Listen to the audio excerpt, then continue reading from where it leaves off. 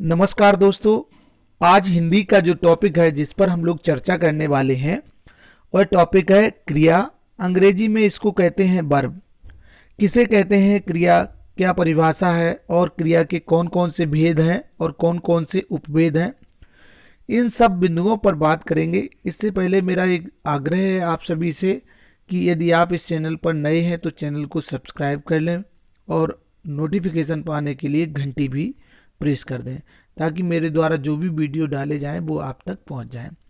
दोस्तों, अब हम लोग बात करते हैं, उसी टॉपिक पर चर्चा होगी क्रिया के बारे में। क्रिया कहते किसे हैं? तो जिन शब्दों से किसी कार्य के होने या करने का पता चलता है उसे क्रिया कहते हैं। क्रिया के मूल रूप को धातु कहते हैं, अंग्रेजी में रूट कहते हैं, ROOT। लिख, पढ़, खा, जा, सो, गा आदि धातु हैं। इनके साथ ना जोड़ने से क्रिया का सामान्य रूप बनता है। जैसे लिख के साथ यदि ना जोड़ दें तो लिखना, पढ़ के साथ ना जोड़ दें यदि पढ़ धन ना, पढ़ना, खा धन ना, खाना, जा धन ना, जाना, सो धन ना, सोना, गा धन ना, गाना। इस तरह से जिन शब्दों से किसी के कार्य के होने या करने का पता चलता है उसे क्रिया कहते हैं।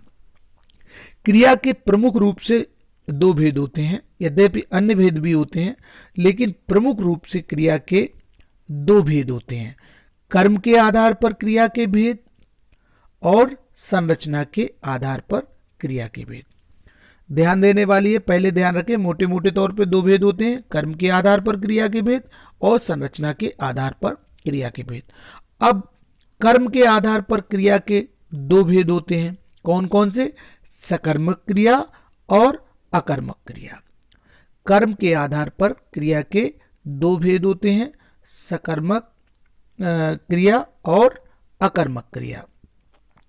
सकर्मक क्रिया में क्या क्या होगा और अकर्मक क्रिया में क्या क्या होगा, ये आगे चर्चा करते हैं। सकर्मक क्रिया की क्या परिभाषा है, पहले सकर्मक क्रिया से ही शुरुआत करते हैं।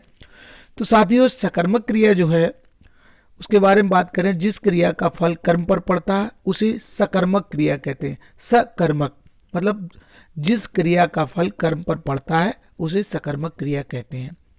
इन क्रियाओं में कर्म का प्रयोग अवश्य किया जाता है। उदाहरण देख लें, सुगंधा गाना गा रही है, तो गाना क्या है? कर्म है। चीकू ने दूध पी लिया, तो दूध जो है वो कर्म है। देवेश पुस्तक पढ़ता है, देवेश पुस्तक पढ़ता है, पुस्तक कर्म है। दादाजी अखबार पढ़ रहे हैं, तो अखबार कर्म है। तो यहाँ पर कर्म वाली हैं। इन सभी क्रियाओं का फल उन पर नहीं पड़ रहा है। इन वाक्यों में सुगंधा और चीकू, देवेश और दादाजी करता है। अब बात आती अकर्मक क्रिया की। जिस क्रिया का फल कर्म पर नहीं पड़ता उसे अकर्मक क्रिया कहते हैं।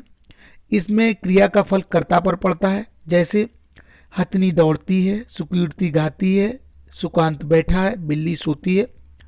यहाँ पर दौड़ने, गाने, बैठने और सोने का फल सीधा हथनी, सुकीर्ति, सुकांत और बिल्ली पर पड़ रहा है, इसलिए ये अकर्मक क्रियाएं हैं। तो इसके बाद सकर्मक और अकर्मक क्रिया की पहचान कैसे करेंगे ये भी पता होना बहुत जरूरी है। तो यहाँ पर इस बात को गौर से देखें। अकर्मक और सकर्मक क्रिया की पहचान करना बहुत आसान है। जिस क्रिया के बारे में जानना हो उनमें क्या, किन्हें, किसे लगाकर प्रश्न कीजिए। यदि स्पष्ट उत्तर मिल जाए तो क्रिया सकर्मक है, यदि उत्तर नहीं मिलता तो क्रिया अकर्मक है। उदाहरण देखें, दिव्या ने अजिताभ को पेन दिया, तो प्रश्न किसे दिया? अजिताभ को। उत्तर मिल गया, इसलिए क्रिया सकर्मक है। साहिल नीचे गिर गया, क्या गिर गया? वाक्य में इस प्रश्न का उत्तर नहीं, इसलिए क्रिया अकर्मक है।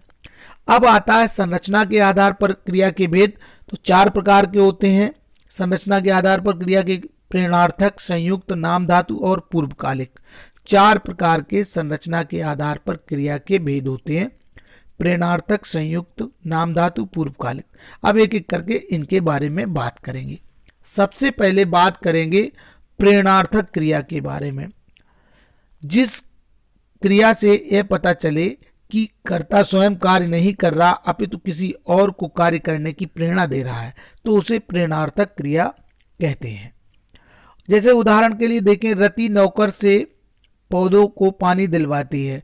तो नौकर तो पानी दे रहा है पर उसे एक क्रिया करने के लिए प्रेरणा जो है वो रति दे रही है, इसलिए प्रेरणार्थक क्रिया रति है। और भी उदाहरण देख सकते हैं, जैसे अध्यापक बिमला को किताब से पढ़वाता है। कौन पढ़वाता है?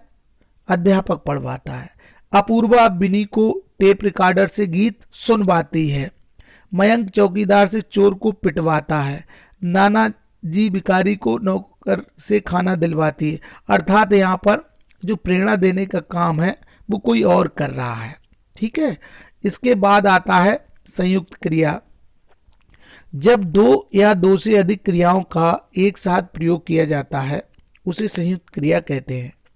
उदाहरण के लिए देख ले, शेफाली हिंदी पढ़ने लगी। बहुत सारे वाक्यों में दो क्रियाएं भी होती हैं, तो यहाँ पर पढ़ना भी क्रिया और लगी भी क्रिया है। इस वाक्य में पढ़ने और लगी दो क्रियाएं हैं। पढ़ने की क्रिया मुख्य है और लगी उसके प्रभाव को बढ़ा रही है, अर्थात ये संयुक्त क्रिया है। अन्य उदाहरण भी देखे जा सकते, जैसे राम खा चुका। अब खाना भी है और चुका, दो क्रियाएं। वरुण का हृदय पीड़ा से भर गया, तो भरना और गया दो क्रियाएं हो गई। साहिल को देख दिनेश भागने लगा, भागना और लगा। और समीरा अमेरिका से लौट आई, लौट आई मतलब दो क्रिया है। तो इस तरह से ये उदाहरण हो जाते हैं संयुक्त क्रिया के। इसके बाद नाम धातु क्रिया। जो क्रिया संज्ञा, सर्वनाम अथवा विशेषण शब्दों के आधार पर बनाई जाती है उसे नाम धातु क्रिया कहते हैं। इस क्रिया में संज्ञा, सर्वनाम और विशेषण के पीछे कोई शब्द या शब्द का अंश जोड़ दिया जाता है। अगर उदाहरण देखें जो हमने लिखा भी है इसमें, उदाहरण है अरुणा ने रेवा का पर्स हथिया लिया। इस वाक्य में हाथ संज्ञा से बनी नाम धातु क्रिया हथियाना का प्रयोग किया गया है, मतलब संज्ञा से बनी हुई क्रिया है हथियाना। अन्य उदाहरण भी देख सकते, जैसे गरिमा को हर समय बतियाना अच्छा लगता है। वैभव को भिखारी का दिल दुखाना अच्छा लगता है। बच्चे का अंगड़ाना माँ को लुभा गया। और शर्मिला को शर्माना तो आता ही नहीं है। तो इस तरह की क्रियाएं नाम धातु क्रियाएं होती हैं। उदाहरणों से स्पष्ट भी हो गई होंगी। अब आती है पूर्वकालिक क्रिया। पूर्वकालिक क्रिया किसी वाक्य में क्रिया से पहले प्रयोग की जाने वाली क्रिया को पूर्वकालिक क्रिया कहते हैं। पूर्वकालिक का अर्थ ही है पहले काल में हुई, अर्थात जो क्रिया पहले हुई हो। जैसे सिपाही ने बैठकर चाय पी। सिपाही पहले बैठा फिर उसने चाय पी, इसलिए बैठकर पूर्वकालिक क्रिया है। और भी उदाहरण देख सकते हैं, जैसे सुरभि भाषण देने स्टेज पर चढ़ी। अब चढ़ना एक क्रिया है, लेकिन इससे पहले देने क्रिया हो गई। भव्या दूध पीकर सो गई। सोना एक क्रिया है, लेकिन पीकर भी एक क्रिया है। सुनैना नहाकर स्कूल गई। जाना, स्कूल जाना एक क्रिया, नहाना भी एक क्रिया है। रणजीत खाना खाकर खेलने गया, तो गया और खेलने भी क्रिया, खाकर क्रिया है। तो इस तरह क्रियाएं होती हैं। अब बात करेंगे, ये जो है ना क्रिया के भेद के बारे में हमने चर्चा की, उपभेदों के बारे में चर्चा की। आपको ये वीडियो कैसा लगा? अगर जानकारी अच्छी लगी हो तो आप शेयर करिएगा, कमेंट्स करिएगा, अपने सुझाव लिखिएगा। लेकिन जानकारी अच्छी लगी हो और चैनल पर नए हो तो चैनल को सब्सक्राइब भी करिएगा। वीडियो देखने के लिए धन्यवाद।